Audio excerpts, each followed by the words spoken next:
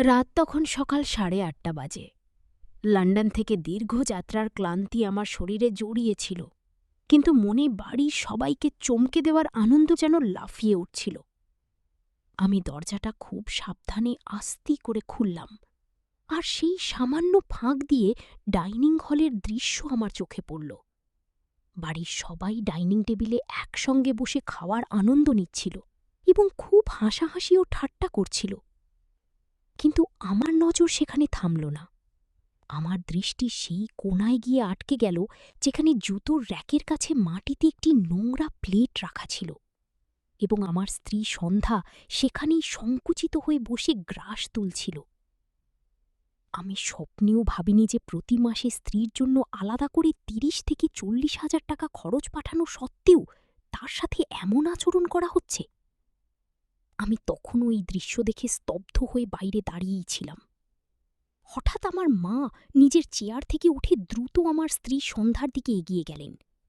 তিনি আগুপিছু কিছু না ভেবেই সন্ধ্যার চুলের মুঠি ধরলেন এবং তাকে মারতে শুরু করলেন। হারামজাদি কোথাকার, তোকে বলেছিলাম না রুটি সাবধানে বানাতে? সব রুটি পুড়িয়ে দিয়েছিস তুই। মায়ের রাগ তখন আকাশ ছুঁয়েছিল। তিনি দরজা খুলে সন্ধ্যাকে বাইরে ধাক্কা দিয়ে দিলেন। সে মেঝেতে পড়েই যাচ্ছিল, এমন সময় আমি এগিয়ে গিয়ে তাকে ধরে ফেললাম।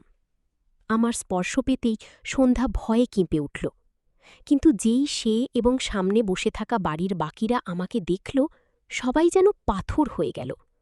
হাসি খুশি মুখগুলো ভয়ে ফ্যাকাশে হয়ে গেল। আমি এই মুহূর্তে কাঁপতে থাকা সন্ধ্যার হাত শক্ত করে ধরলাম। আমার আসল গল্প তো অনেক আগেই শুরু হয়েছিল। আমি গত ৩ বছর ধরে লন্ডনে চাকরি করছিলাম। জীবন অদ্ভুত উত্থান পতনের নাম। আমার আর সন্ধ্যার বিয়ের তখনও খুব জোর ১ বা ১.৫ মাস হয়েছিল। তখনই আমি লন্ডনে চাকরির অফার লেটার পেলাম।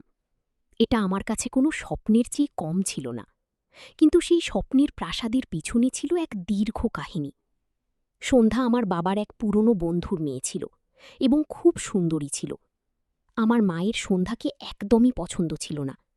তিনি নিজের পছন্দমতো মেয়ের সাথে আমার বিয়ে দিতে চেয়েছিলেন, যে হয়তো বেশি যৌতুক নিয়ে আসতে পারত। কিন্তু যখন বাবা আমার বিয়ে সন্ধ্যার সাথে ঠিক করলেন, তখন তার বাবা মা জেদ ধরলেন যে যদি লন্ডনে যেতে হয় তবে আগে বিয়ে করে সেটেল হতে হবে, নতুবা আমরা ভিসার প্রক্রিয়ায় কোনো সাহায্য করব না। আমার শ্বশুরের পরিচিতির কারণে আমার ভিসা পাওয়া সহজ হয়ে গিয়েছিল, কিন্তু এই কারণেই মা মনে পাথর চাপা দিয়ে হ্যাঁ তো করে দিয়েছিলেন, কিন্তু তার চোখে লুকিয়ে থাকা ঘৃণা আমি বিয়ের দিনও দেখতে পাচ্ছিলাম। যাই হোক, আমি লন্ডন চলে গেলাম। প্রবাসীর শুরুর দিনগুলো আমার জন্য খুব কঠিন ছিল। মন সারাক্ষণ বাড়িতেই পড়ে থাকত। ডিউটি শেষ হওয়া মাত্রই আমি সন্ধ্যাকে ভিডিও কল করতাম। আমি আশা করতাম যে সে আমাকে দেখে খুশিতে চহকিয়ে উঠবে, অনেক কথা বলবে, যেমন নতুন বউরা করে। কিন্তু হতো এর ঠিক উল্টো। সন্ধ্যা খুব মাপা শব্দে উত্তর দিত। তাকে স্ক্রিনে দেখাতো যেত, কিন্তু তার চোখ অন্য কোথাও তাকিয়ে থাকত। কেমন আছো সন্ধ্যা? বাড়িতে সব ঠিক আছে তো? আমি খুব আদর করে জিজ্ঞেস করতাম। আর সে ধীর গলায় উত্তর দিত, হ্যাঁ, সব ঠিক আছে, শুধু আমার মাথায় ব্যথা করছে। সে নজর নামিয়ে উত্তর দিত, আমার মা আর বোন তোমার খেয়াল রাখে তো? কোনো সমস্যা নেই তো? আমি তাকে খোঁজে জিজ্ঞেস করতাম। আমার মনে হতো সে হয়তো লজ্জা পাচ্ছে। হ্যাঁ হ্যাঁ, সবার ব্যবহার খুব ভালো, আপনি চিন্তা করবেন না। ব্যাস, আমাকে এখন ঘুমোতে হবে, আমি আপনার সাথে বেশি কথা বলতে পারবো না। সে তাড়াতাড়ি কথা শেষ করার চেষ্টা করত। কখনো কখনো আমার রাগও হতো। সন্ধ্যা, আমি সারাদিন কাজ করে ক্লান্ত হয়ে যাই, তোমার গলা শোনার জন্য ফোন করি, আর তুমি ফোন রাখার তাড়ায় থাকো। এই তো কথা শুরু হলো। সে ওপাশ থেকে অদ্ভুত একঘেয়ে ও বিরক্ত সুরে বলত, আপনি লন্ডনে গেছেন, তাই নিজের কাজের দিকে বেশি মনোযোগ দিন। এটা কি যে সারাক্ষণ ফোন নিয়ে বসে থাকেন? আমাকেও ঘরের কাজ করতে হয়। যদিও আমি আমার স্ত্রীকে খুব ভালোবাসতাম, আমি চাইতাম রোজ তার সাথে ঘণ্টার পর ঘণ্টা কথা বলি, তাকে জানাই যে আমি এখানে কতটা একা, কিন্তু সে আমার প্রতি কোনো আগ্রহ দেখাত। আমার মনে হতো হয়তো সে আমাকে ভালোবাসে না, বা হয়তো আমার দূরত্বে সে খুশি। আমি স্বপ্নেও ভাবতে পারিনি যে তার এই ব্যবহারের পেছনে কী লুকিয়ে আছে। আমি এটাই ভেবে চুপ হয়ে যেতাম যে হয়তো সে ঘরের কাজে ব্যস্ত থাকে। চাকরি করার ৬ মাস কেটে গিয়েছিল। আমার বস আমার কাজে খুশি হয়ে আমাকে ১৫ দিনের ছুটি দিলেন। আমি খুশিতে আত্মহারা হয়ে গিয়েছিলাম। আমি সঙ্গে সঙ্গে মাকে ফোন করলাম। মা, আমি ১৫ দিনের ছুটি পেয়েছি। ভাবছি ইন্ডিয়া আসব। সন্ধ্যার সাথেও দেখা হবে, আর তোমাদের সবার সাথেও। আমি উৎসাহের সাথে বললাম। ওপাশ থেকে মা কিছুক্ষণের জন্য চুপ থাকলেন। তারপর মায়ের কঠোর স্বর ভেসে এলো। এত খরচ করার কি দরকার? তুমি জানো টিকিট কত দামি? পাগল হয়ে গেছো নাকি? কিন্তু মা, আমার ৬ মাস হয়ে গেছে এখানে এসেছি। আমার মন খুব খারাপ লাগে। আমি অনুরোধ করলাম। শোনো বাবা, আবেগপ্রবণ হবার দরকার নেই। টিকিটের টাকাটা তুমি বাড়িতে পাঠিয়ে দাও। তোমার ছোট বোনের বিয়ে ঠিক হতে চলেছে, এবং আমি কথা পাকা করতে যাচ্ছি। তার বিয়েও তো দিতে হবে, যৌতুকও কিনতে। তুমি তোমার ছুটি বাতিল করে দাও, যাতে ওভারটাইমের টাকা বেশি পাওয়া যায়। মায়ের কথা শুনে আমার খুব রাগ হলো। আমি আমার স্ত্রীর সাথে দেখা করার জন্য ছটপট করছিলাম। আমি চাইছিলাম একবার অন্তত সন্ধ্যাকে জিজ্ঞেস করি যে সে কেন এতটা বদলে গেছে। কিন্তু মায়ের আদেশের সামনে আমি কিছুই বলতে পারলাম না। আমি মনকে বুঝিয়ে ছুটি বাতিল করে দিলাম এবং ইন্ডিয়া গেলাম না। আমি যদি তখন চলে যেতাম, তবে হয়তো অনেক কিছু ধ্বংস হবার থেকে বেঁচে যেত। মায়ের কথা মেনে আমি ছুটি বাতিল তো করে দিয়েছিলাম, কিন্তু ভেতর থেকে আমার মন ভেঙে গিয়েছিল। আমি সন্ধ্যার উপর খুব রেগেছিলাম যে সে একবারও জিদ করল না কেন যে আমি ফিরে আসি। যদি সে একবারও বলতো যে আমার আপনাকে মনে পড়ছে, সবকিছু ছেড়ে চলে আসুন, তাহলে হয়তো আমি মায়ের বিরোধিতা করেই টিকিট কেটে নিতাম। কিন্তু তার সেই নীরবতা এবং ফোনে কম কথা বলা আমাকে এটা ভাবতে বাধ্য করছিল যে হয়তো সে নিজের জীবনে ব্যস্ত। আমি ওভারটাইম কাজ করা শুরু করে দিলাম।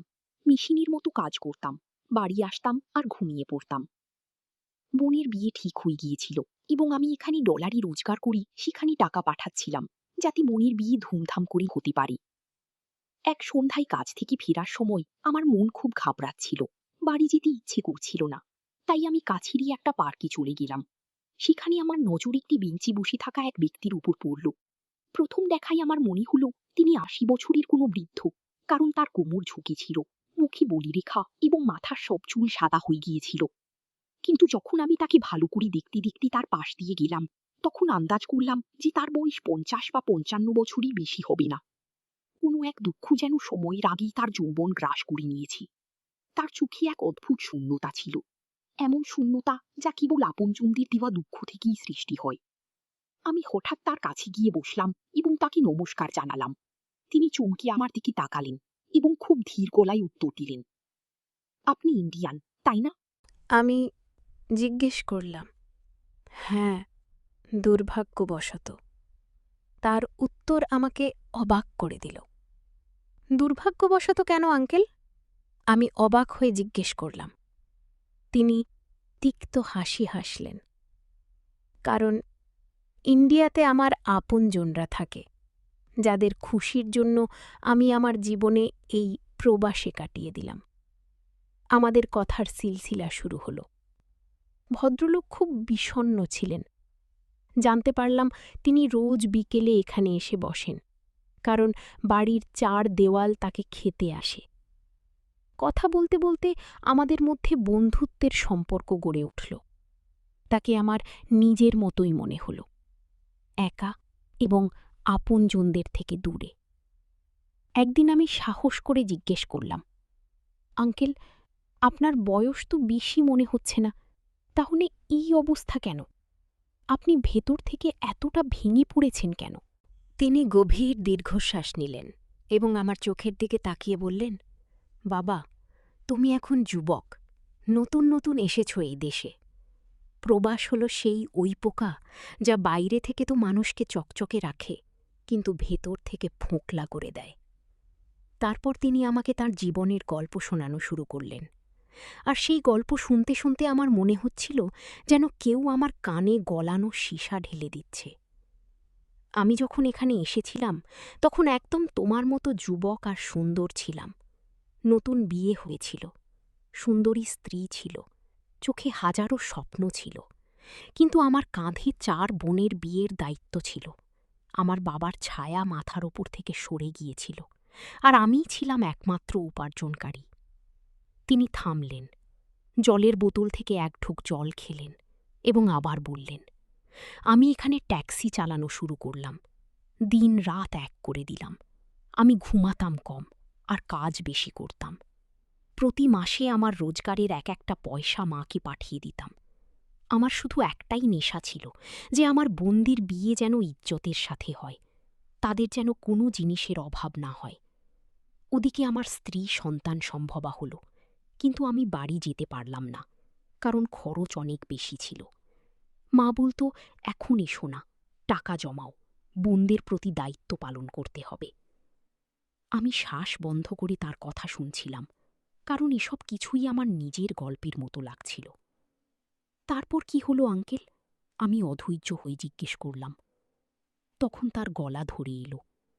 4 বোনের বিয়ে দিতে দিতে আমার যৌবনের 20 বছর কেটে গেল। আমার মেয়ে যে আমি চলে আসার পর জন্মেছিল, সে বড় হয়ে গেল, কিন্তু আমি একবারও ইন্ডিয়া গেলাম না। যখনই যাওয়ার কথা ভাবতাম, মায়ের ফোন আসত যে এই বোনের বাচ্চার জন্ম আছে, ওই বোনের সমস্যা হয়েছে, বাড়ির মেরামত করাতে হবে। আমি একটা মেশিন হয়ে গিয়েছিলাম, শুধু টাকা ছাপানোর মেশিন। আর আপনার স্ত্রী? আমার মুখ থেকে হঠাৎ এই প্রশ্নটা বেরিয়ে গেল। এই প্রশ্নে সেই বৃদ্ধ লোকটা হাউমাউ করে কেঁদে উঠল। পার্কে থাকা কিছু লোক ঘুরে আমাদের দিকে তাকাতে লাগল, কিন্তু তার কারোর পরোয়া ছিল না। আমার স্ত্রী কান্নার তমকে তিনি বললেন, সে আমার অপেক্ষা করতে থাকল। 20 বছর সে অভিযোগের একটা শব্দ মুখ থেকে বের করেনি। কিন্তু যখন আমি 20 বছর পর সব দায়িত্ব পালন করে বোনদের নিজের নিজের ঘরে পাঠিয়ে ফিরে এলাম, তখন সে আমাকে দরজায় নিতে এলো না। আমার হৃদস্পন্দন বেড়ে গেল। তাহলে কোথায় ছিল সে? শ্মশানে। তিনি নিজের কপালে আঘাত করলেন। আমার পৌঁছনোর 2 সপ্তাহ আগে সে অপেক্ষার শুলে চড়তে চড়তে মারা গেল। আমি তার শেষ দেখাও দেখতে পেলাম না। আর জানো, সবচেয়ে কষ্টের কথা কী ছিল? মা হেসে বললেন, ওরে পাগল, আমি কি আর বাড়ি সঙ্গে করে উপরে নিয়ে যাব? তোর নামেই তো হবে। এখন আমি বাড়ির বড়, তাই আমার নামে আছে। তুই যখন আসবি তখন তোর নামে করিয়ে দেব। তুই এই ছোটখাটো ব্যাপার নিয়ে ভাবিস না। আমিও ভাবলাম যে মায়ের নামেই তো আছে, কি আর এমন তফাত হয়। আমি কি জানতাম যে এই বাঁধন আরও শক্ত হতে চলেছে। বাড়ি এখন সম্পূর্ণ হয়ে গিয়েছিল। আমার কাছে এখন এত টাকা জমা হয়ে গিয়েছিল যে ইন্ডিয়া গিয়ে ছোটখাটো কোনো ব্যবসা শুরু করতে পারি। কিন্তু প্রবাসের একাকিত্ব আর দুশ্চিন্তা আমাকে খুব ক্লান্ত করে দিয়েছিল। আমি সিদ্ধান্ত নিলাম যে এবার অনেক হয়েছে, আমাকে ফিরে যেতেই হবে। আমার মন বলছিল যে এখন যদি না যাই তবে হয়তো অনেক দেরি হয়ে যাবে। আমি সেই বিকেলেই মাকে ফোন করলাম। আমার গলায় বেশ উৎসাহ ছিল। আমি বললাম, মা, বাড়ি তো হয়ে গেছে, আর আমার কাছে এত এত টাকাও আছে যে নিজের কাজ শুরু করতে পারব। তাই আমি ভেবেছি যে আমি আগামী সপ্তাহে টিকিট কেটে নেব। আমার কথা শুনে ও প্রান্তে একদম নিস্তব্ধতা নেমে এলো। আমি ভাবলাম হয়তো লাইন কেটে গেছে বা মা খুশিতে কিছু বলতে পারছেন না। আমি হ্যালো হ্যালো করলাম। মায়ের আওয়াজ এলো, কিন্তু তাতে সেই খুশি ছিল না যার আমি আশা করছিলাম। তিনি গম্ভীরভাবে বললেন, বাবা, তুই এত আবেগপ্রবণ হয়ে সিদ্ধান্ত কেন নিস? এখনই তো বাড়ি তৈরি হলো, আর তুই জানিস যে বাড়ি শুধু খালি কাঠামো হয় না, সেটাকে ভরাতে হয়। আমি অবাক হয়ে বললাম, মা, আসবাবপত্র তো আমিই পাঠিয়েছি, আর কি চাই? মা বললেন, কথা আসবাবপত্রের নয়। তুই কি জানিস তোর বড় বোনের যমজ সন্তান হয়েছে? ভগবান তাকে 2টি ছেলে দিয়েছেন। আমি তার বিয়ে এত বড় ঘরে দিয়েছিলাম। এখন যদি আমরা খালি হাতে যাই তবে আমাদের ইজ্জত কি থাকবে? আমাদের ওর শ্বশুরবাড়ির লোকেদের কাছেও মুখ রাখতে হবে, আর নিজেদের সম্মানও বাঁচাতে হবে। তোর বোনকে বিদায় দিতে হলে কিছু তো লেনদেন করতেই হবে। আমি কথা দিয়েছি যে আমরা তোর ভাগ্নি আর 2 ছেলেকে সোনার জিনিস দেব। আমি মাথায় হাত দিয়ে বসে পড়লাম। আমি বললাম, মা, সোনার দাম তো এখন আকাশ ছোঁয়া। আমি এত খরচ কিভাবে করব? মা সঙ্গে সঙ্গে ইমোশনাল ব্ল্যাকমেল শুরু করলেন। তিনি বলতে লাগলেন, তাহলে কি নিজের বোনের সম্মান ধুলোয় মিশিয়ে দিবি তুই? ও সারা জীবন খোঁটা, শুনবে যে তার ভাই লন্ডনে থাকে, আর তার জন্য কিছুই করতে পারল না। আর এখন তো তোর ছোট ভাইয়েরও চাকরি হয়নি, সব তোর কাঁধে। তুই এখানে চলে এলে সবাই না খেয়ে মরবে। তাই এক কাজ কর, আর কয়েকটা মাস থেকে যা। ততদিনে তোর ভাইয়ের চাকরিও হয়ে যাবে, আর বোনের খরচ থেকেও আমরা মুক্ত হয়ে যাব। তারপর আমি তোকে আটকাব না। আমি আরও একবার বাধ্য হলাম। বোনের প্রতি ভালোবাসা আর মায়ের সম্মানের দোহাই এমন ছিল যে আমি না করতে পারলাম না। আমি বুকে পাথর রেখে বললাম, ঠিক আছে মা, ব্যাস এটাই শেষবার। আমি 6 মাস পর যে কোনো মূল্যে ফিরে আসব। এই সময়ের মধ্যে সন্ধ্যার সাথে যখনই আমার কথা হতো, আমি তার মুখে অদ্ভুত এক বিষণ্ণতা দেখতে পেতাম। তার গায়ের রং, যা একসময় গোলাপের মতো ফুটত, তা ফ্যাকাশে হতে শুরু করেছিল। ভিডিও কলে আমি তার চোখের চারপাশে গভীর কালো দাগ লক্ষ্য করতে লাগলাম। ও আমার সাথে চোখ মেলাত না। আমি প্রায়ই তাকে জিজ্ঞেস করতাম, সন্ধ্যা, তোমার রং এমন কেন হয়ে যাচ্ছে? তোমাকে অসুস্থ দেখাচ্ছে। সে হাসার এক ব্যর্থ চেষ্টা করত আর বলতো, কিছু না, ব্যাস কদিন ধরে জ্বর ছিল আর আবহাওয়াও বদলাচ্ছে। একবার ভিডিও কলে আমি তার ভয়ানক কাশির আওয়াজ পেলাম। সে নিজের মুখ ওড়নায় ঢেকে কাশছিল। আমি ঘাবড়ে গিয়ে জিজ্ঞেস করলাম, তুমি ডাক্তারের কাছে কেন যাওনি? সে তাড়াতাড়ি বলল, গিয়েছিলাম, ওষুধও খাচ্ছি, আমি ঠিক হয়ে যাব, আপনি চিন্তা করবেন না। সে এই কথা বলে সঙ্গে সঙ্গে ফোন কেটে দিল। আমার মনে হতো সে যেন খুব ক্লান্ত এবং আমার সাথে কথা বলার শক্তিটুকুও তার নেই। আমার বারবার পার্কে দেখা সেই বৃদ্ধ লোকটির কথা মনে পড়তে লাগল। নিশ্চয়ই কোনো না কোনো ব্যাপার আছে যা আমার থেকে লুকানো হচ্ছে। সন্ধ্যা তো অনেক কথা বলতো আগে। সে ঘণ্টার পর ঘণ্টা আমার সাথে গল্প করত, ছোটখাটো দুষ্টুমি করত। কিন্তু এখন মনে হতো তার কাছে আমার জন্য কোনো কথাই আর অবশিষ্ট নেই। সে শুধু আমার কথা শুনত আর হ্যাঁ বলে ফোন কেটে দিত। আমার কাছে তার ব্যবহারে রুক্ষতার চেয়ে বেশি ভয় আর অসহায়তা মনে হতে লাগল। আমার মন ভেতর থেকে সাক্ষ্য দিচ্ছিল যে সবকিছু ঠিক নেই, কিন্তু মনের কথা আমাকে চুপ করিয়ে দিত। আমি ঠিক করে নিয়েছিলাম যে এবার যাই হোক না কেন আমি কাউকে জানাব না। আমি 6 মাসের প্রতিশ্রুতি দিয়েছি ঠিকই, কিন্তু আমি তার আগেই যাব। আমি সবাইকে সারপ্রাইজ দেব আর নিজের চোখে দেখব যে আসলে ব্যাপারটা কি। আমার এই সিদ্ধান্ত আমার জীবনের সবচেয়ে বড় সিদ্ধান্ত প্রমাণিত হতে চলেছিল। আমি ভেবে নিয়েছিলাম যে আমি আর অপেক্ষা করব না। মায়ের আবদার শেষ হওয়ার নামই নিচ্ছিল না, আর সন্ধ্যার নীরবতা আমাকে ভেতর ভেতর শেষ করে দিচ্ছিল। সেই বৃদ্ধের কথা মনে পড়লে আমি ভাবতাম যে আমি নিজের জীবন আপনজনদের খুশির জন্য বলি দেব না। আমি কাক পক্ষেও যাতে টের না পায় সেভাবে চুপচাপ ইন্ডিয়ার টিকিট কেটে নিলাম। আমার উদ্দেশ্য ছিল যে বাড়ি পৌঁছে সবাইকে অবাক করে দেব এবং নিজের চোখে দেখব আসলে সন্ধ্যা এত মনোমরা কেন থাকে। যাওয়ার আগের দিন আমি বরাবরের মতো বাড়িতে ভিডিও কল করলাম। মাকে খুব খুশি দেখাচ্ছিল, কারণ আমি তাদের বলেছিলাম যে বোনের বাচ্চাদের জন্য আমি আরও কিছু টাকা পাঠিয়ে দিয়েছি। আমি মাকে বললাম, সন্ধ্যার সাথে কথা বলিয়ে দাও। মা ফোনের ক্যামেরা সন্ধ্যার দিকে ঘুরালে আমার বুকটা ধক করে উঠল। তার মাথায় একটা পুরনো ওড়না দেওয়া ছিল এবং সে ক্যামেরার দিকে তাকাতে ভয় পাচ্ছিল। আমি জিজ্ঞেস করলাম, সন্ধ্যা, তুমি কেমন আছো আর বাড়ির সবকিছু কেমন আছে? সে খুব খুব কষ্টে চোখ তুলে তাকালো এবং এক ঠান্ডা গলায় বলল, আমি ভালো আছি আর সব খুব ভালো আছে। তার গলায় আবেগের লেশমাত্র ছিল না। আমার মনে হলো যেন কোনো তোতা পাখি সেখানেও বুলিয়া উড়াচ্ছে। আমি লক্ষ্য করলাম যে সে কথা বলার সময় বারবার ক্যামেরার পাশে তাকাচ্ছিল, যেন কেউ সেখানে দাঁড়িয়ে তাকে নির্দেশ দিচ্ছে। আমার সিক্সথ সেন্স বিপদের ঘণ্টা বাজিয়ে দিল। আমি তাকে বললাম, আমি আশা করি তুমি নিজের খেয়াল রাখছ এবং ওষুধ ঠিক সময়ে খাচ্ছ।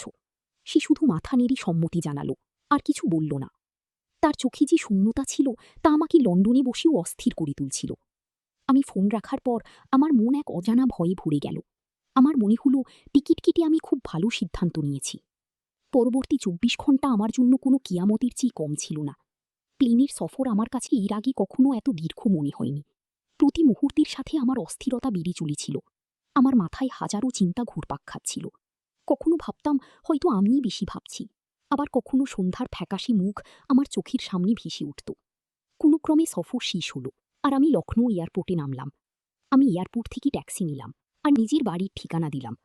এটা সেই নতুন বাড়ি যা আমার মা আমার কষ্টের টাকায় কিনেছিলেন এবং যা দেখার জন্য আমি ব্যাকুল ছিলাম।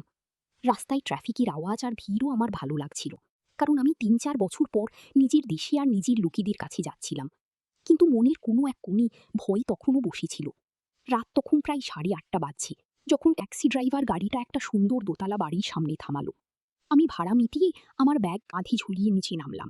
সামনে আমার বাড়ি, যার ছবি আর ভিডিও মা আমাকে পাঠাতে থাকতেন।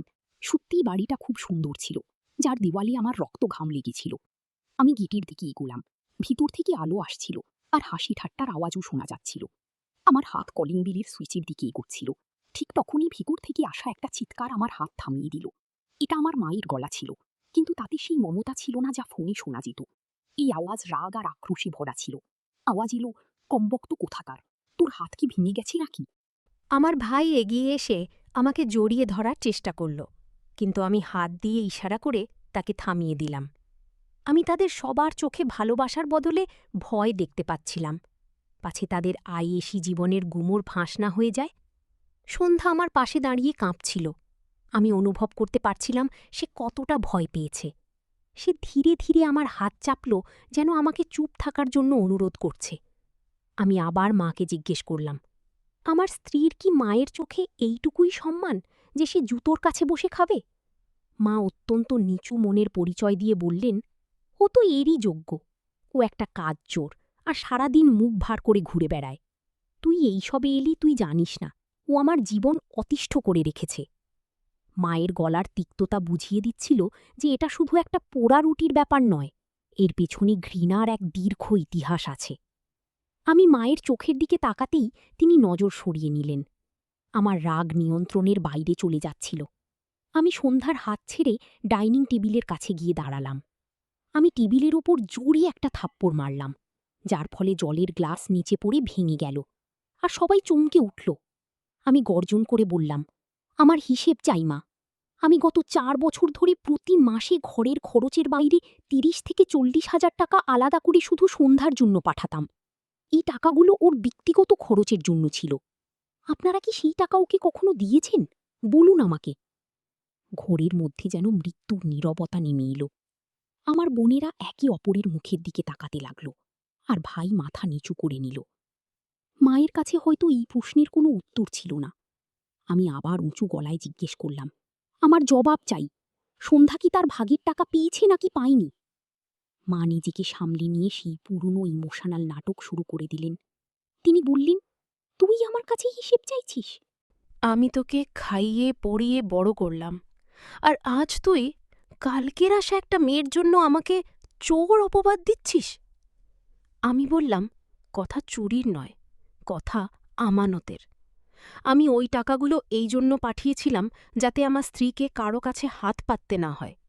কিন্তু ওর অবস্থা দেখে মনে হচ্ছে ও গত কয়েক মাস ধরে নতুন কাপড়ই পরেনি। ওর চটি ছেঁড়া, আর আপনারা নতুন জামাকাপড় পরে দিব্যি পার্টি করছেন।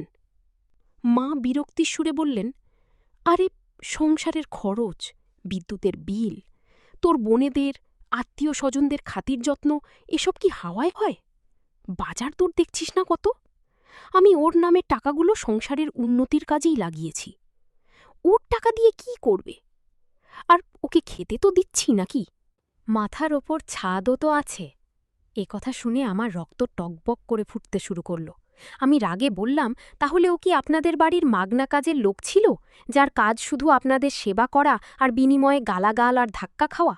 আপনারা আমার স্ত্রীকে শুধুই একটা কাজের মেশিন মনে করেছেন। আমি বিদেশে হাড় ভাঙা খাটুনি খাটছি, আর আপনারা আমার স্ত্রীর ওপর অত্যাচার চালাচ্ছেন। আমার ভাই মাঝখানে কথা বলার চেষ্টা করে বলল, দাদা, তুমি মায়ের সাথে বেয়াদবি করছো। কিন্তু আমি তাকে ধমক দিয়ে থামিয়ে দিলাম। বললাম, তুমি চুপ করো। তুমিও এই অপরাধের সমানভাবে জড়িত। তোমরা সবাই দেখছিলে যে ভাবির সাথে কি হচ্ছে, কিন্তু কেউ আমাকে জানানোর প্রয়োজন মনে করনি, কারণ তোমাদের ভয় ছিল যে আমি সত্যিটা জেনে গেলে তোমাদের এই আইসি জীবন শেষ হয়ে যাবে। মা চিৎকার করে বলতে লাগলেন, বেরিয়ে যা আমার বাড়ি থেকে। যদি বউয়ের ভাষায় কথা বলতে হয় তবে এক্ষুনি দূর হয়ে যা। আমার এমন ছেলের দরকার নেই। আমি চূড়ান্ত সিদ্ধান্ত জানিয়ে বললাম, হ্যাঁ, আমি যাচ্ছি। আমি এক মুহূর্তও আর এই বাড়িতে থাকব না যেখানে আমার স্ত্রীর ইজ্জত নিরাপদ নয়। এই বাড়ি আমার টাকায় তৈরি, কিন্তু আজ এটা আমার কাছে পর হয়ে গেছে। আমি ঘুরে দাঁড়ালাম এবং সন্ধ্যার হাত ধরলাম। ও তখনও ভয়ে কাঁদছিল। আমি বললাম, চলো সন্ধ্যা, নিজের জিনিসপত্র গুছিয়ে নাও, আমরা এক্ষুনি এখান থেকে চলে যাচ্ছি। সন্ধ্যা আমার দিকে অবিশ্বাসের দৃষ্টিতে তাকালো। হয়তো ও বিশ্বাসই করতে পারছিল না যে আমি ওর জন্য আমার মা এবং বাড়ির লোকের সাথে লড়াই করছি। মা পেছন থেকে অভিশাপ দিচ্ছিলেন, আবার দোহাইও দিচ্ছিলেন, কিন্তু আমি আর ফিরে তাকাইনি। আমি আমার স্ত্রীকে নিয়ে সেই বাড়ি থেকে বেরিয়ে গেলাম, যা কিছুক্ষণ আগে পর্যন্ত আমার স্বপ্ন ছিল, কিন্তু এখন একটা ভয়ঙ্কর খাঁচা মনে হচ্ছিল। আমরা বাড়ি থেকে বেরিয়ে সোজা একটা হোটেলে চলে গেলাম। আমার কাছে আপাতত যাওয়ার মতো অন্য কোনো জায়গা ছিল না। হোটেলের ঘরে পৌঁছেও সন্ধ্যা থরথর করে কাঁপছিল। ওর মুখ ফ্যাকাশে হয়ে গিয়েছিল এবং ও বারবার দরজার দিকে তাকাচ্ছিল, যেন ওর ভয় হচ্ছিল যে এখনই মা বা ভাই দরজা ভেঙে ভেতরে এসে ওকে টেনে নিয়ে যাবে। আমি ওকে জল খাওয়ালাম এবং ভরসা দিলাম যে ও নিরাপদ। 2 দিন হোটেলে থাকার পর আমি বাইরে গিয়ে একটা ছোট্ট ভাড়া বাড়ি খুঁজে নিলাম, কারণ আমি চাইছিলাম না আমরা বেশি দিন হোটেলে থাকি আর বাড়ির লোক আমাদের খোঁজ পাক। আমি প্রয়োজনীয় জিনিসপত্র কিনলাম এবং আমরা সেই নতুন বাড়িতে শিফট হয়ে গেলাম। আমি ভেবেছিলাম ওই নরক থেকে বেরোনোর পর সন্ধ্যা খুশি হবে এবং ওর মুখের হাসি ফিরে আসবে, কিন্তু আমার ধারণা ভুল প্রমাণিত হলো। সন্ধ্যা নতুন বাড়িতে এসেও কেমন গুম হয়ে থাকত। সারাদিন জানলার ধারে বসে শূন্য দৃষ্টিতে তাকিয়ে থাকত। আমি ওর সাথে কথা বলার চেষ্টা করলেও শুধু মাথা নেড়ে সায় দিত বা খুব অল্প কথায় উত্তর দিত। ওর চোখে ভয়ের ছায়া তখনও ছিল। আমার মনে হলো হয়তো এত বছরের আঘাত যা কাটতে একটু সময় লাগবে। আমি ওকে বাইরে বেড়াতে নিয়ে যাওয়ার কথা বললেও মানা করে দিত, বলতো ওর ভয় লাগে। এক সন্ধ্যায় আমি কাজ থেকে তাড়াতাড়ি ফিরে এলাম। সন্ধ্যা রান্নাঘরে কিছু একটা বানাচ্ছিল। আমি ওর পেছনে গিয়ে দাঁড়ালাম এবং ভালোবেসে ওর কাঁধে হাত রাখলাম। আমার স্পর্শ পেতেইও যেন আতকে উঠল এবং ছিটকি সরে গেল। ওর এমন আচরণে আমি অবাক হয়ে গেলাম। আমি বুঝতে পারলাম যে ও আমাকেও ভয় পাচ্ছে। আমি জিজ্ঞেস করলাম, সন্ধ্যা, তুমি আমাকে দেখে ভয় পাচ্ছ কেন? আমি তো তোমার স্বামী, আমিই তো তোমাকে ওখান থেকে বের করে এনেছি। ও মাথা নিচু করে দাঁড়িয়ে রইল, কিছু বলল না।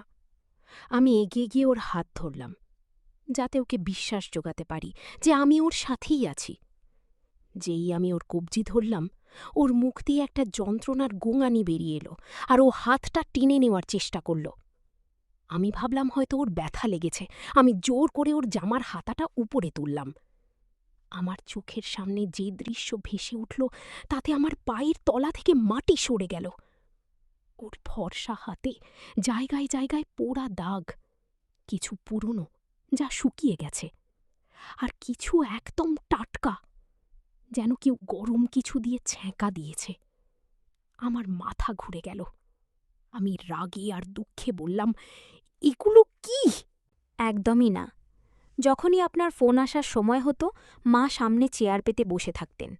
উনি আগেই হুমকি দিয়ে রাখতেন যে যদি মুখ ভার করি বা নালিশ করার চেষ্টা করি, তবে ফোন রাখার পরেই আমার চামড়া গুটিয়ে দেবেন। উনি ইশারায় আমাকে ভয় দেখাতেন। আমাকে বাধ্য হয়ে হাসি মুখে কথা বলতে হতো, আর বলতে হতো যে সব ঠিক আছে। ও আবার জামার হাতা ওপরে তুলে একটা পুরনো ক্ষতের উপর আঙুল রেখে বলল, এই দাগটা সেই দিনের, যেদিন আপনি আপনার প্রথম মাইনে দিয়ে আমাকে সোনার দুল পাঠিয়েছিলেন। মা সেই দুলগুলো কেড়ে নিয়ে নিজের মেয়েকে দিয়ে দেন, আর যখন আমি কাঁদার চেষ্টা করি তখন উনি উনুন থেকে গরম চিমটা এনে আমার হাতে লাগিয়ে দেন। উনি বলতেন, তোর সোনা পরার যোগ্যতা নেই। আমি যন্ত্রণায় চিৎকার করতাম। তখন উনি জোরে টিভি চালিয়ে দিতেন, যাতে আমার আওয়াজ বাইরে না যায়। আমি পাথরের মতো বসে ওর কথা শুনছিলাম। আমার কলিজা ফেটে যাচ্ছিল। সন্ধ্যা বলল, মারধর তো ছিলই, কিন্তু খিদে ছিল সবচেয়ে বড় কষ্ট। আপনি বিদেশ থেকে লক্ষ লক্ষ টাকা পাঠাতেন, কিন্তু আমাকে 24 ঘণ্টায় মাত্র একটা শুকনো রুটি দেওয়া হতো। মা বলতেন আমি নাকি মাগনা গিলছি। যেদিন ঘর মুছতে গিয়ে হাত থেকে কিছু পড়ে যেত বা রান্নায় নুন বেশি হতো, সেদিন ওই একটা রুটিও জুটত না। আমি 2 দিন না খেয়ে থাকতাম। রান্নাঘরের কল থেকে জল খেয়ে দিন কাটাতাম। ওরা আমার সামনে বসে পনিরের তরকারি, ড্রাই ফ্রুটস দেওয়া ক্ষীর, সব ভালো ভালো খাবার খেত, আর আমি রান্নাঘরের দরজায় দাঁড়িয়ে ওদের এঁঠো টুকরোগুলোর দিকে লোলুপ দৃষ্টিতে তাকিয়ে থাকতাম। সন্ধ্যার গলা কান্নায় বুজে আসছিল, কিন্তু ওর প্রতিটি শব্দ আমার বুকে হাতুড়ির মতো আঘাত করছিল। ও বলল, আপনার মা প্রায়ই হুমকি দিতেন যে উল্টোপাল্টা কিছু করলে আমাকে খেতেও দেবেন না। প্রায়ই আমি খিদে তৃষ্ণায় নিজের ঘরে পড়ে থাকতাম, আর বাইরে থেকে ওদের হাসাহাসির শব্দ আসত। এসব শুনে আমি পুরোপুরি ভেঙে পড়লাম এবং ওর পায়ের কাছে বসে বাচ্চার মতো কাঁদতে লাগলাম। আমি আমার স্ত্রীর হাতগুলো নিজের চোখে ঠেকালাম, যে হাতগুলো অত্যাচারে শক্ত হয়ে গেছে এবং পোড়া দাগগুলো আমারই অসাবধানতার সাক্ষ্য দিচ্ছে। আমি আর্তনাদ করি বললাম, আমাকে ক্ষমা করি দাও সন্ধ্যা, আমি তোমার অপরাধী। আমি ভেবেছিলাম আমি তোমার জন্য সুখ কিনছি, কিন্তু আসলে আমি তোমাকে নরকে ঠেলে দিয়েছিলাম। আমি সেই সাপগুলোকে বিশ্বাস করেছিলাম যারা তোমাকে দংশন করেছি। সন্ধ্যা আমার মাথায় হাত রেখে আমাকে চুপ করানোর চেষ্টা করল, কিন্তু আমার কান্না থামছিল না। আমার স্ত্রীর কথা শুনে আমি পাগলের মতো হয়ে যাচ্ছিলাম। আমি ভাবলাম, আমি লন্ডনে -ডিগ্রির হাড় কাঁপানো ঠান্ডায় দাঁড়িয়ে মজদুরি করে গেছি। আমার যৌবনের 4-5 বছর নষ্ট করেছি এই ভেবে যে আমার পরিবার সুখে আছি। কিন্তু আমি জানতাম না যে আমারই টাকায় আমার স্ত্রীর উপর এমন পৈশাচিক জুলুম চলছে। কিন্তু বিনিময়ে আমি কি পেলাম?